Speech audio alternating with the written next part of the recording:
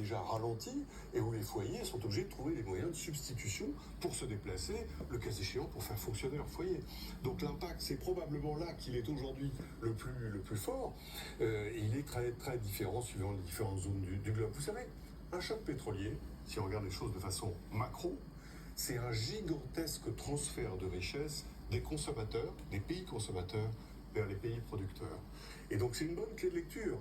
Les pays producteurs profitent du choc pétrolier, à l'exception de ceux du Golfe, pour des raisons évidentes. Ils sont dans un état de désorganisation. Mais pour le reste, l'Amérique, par exemple, au-delà des effets négatifs, elle a un afflux de richesses très important via la production du bassin permien, c'est-à-dire à la fois du Nouveau-Mexique et du Texas, qui est devenue l'une des premières régions productrices mondiales. Mais c'est aussi le cas en Azerbaïdjan, en Asie centrale, dans les pays d'Afrique qui produisent, dans les pays d'Amérique du Sud.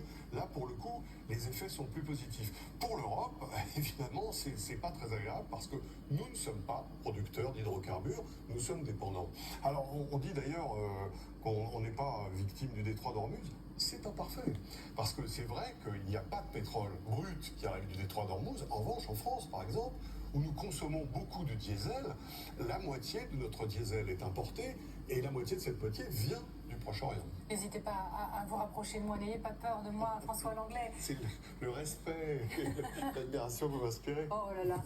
L'économie mondiale paie-t-elle cher le coût de la guerre en Iran? La question, c'est qu'il n'y a pas que le pétrole. Non, bien sûr. C'est vrai qu'il y a évidemment d'abord le gaz, qui est un autre hydrocarbure très important, notamment pour l'activité industrielle, en Europe et singulièrement en Allemagne, même s'ils ont dû abattre la voile depuis la guerre d'Ukraine. Mais vous avez aussi tous les dérivés du pétrole, qui sont dans tous nos produits quotidiens, sous la forme de plastique, de l'emballage. Vous savez, on fait à partir du pétrole le NAFTA. Beaucoup de NAFTA vient justement du Moyen-Orient. Et à partir du NAFTA, on fait les sacs poubelles, il manque en Corée, ou bien les emballages des fruits et légumes.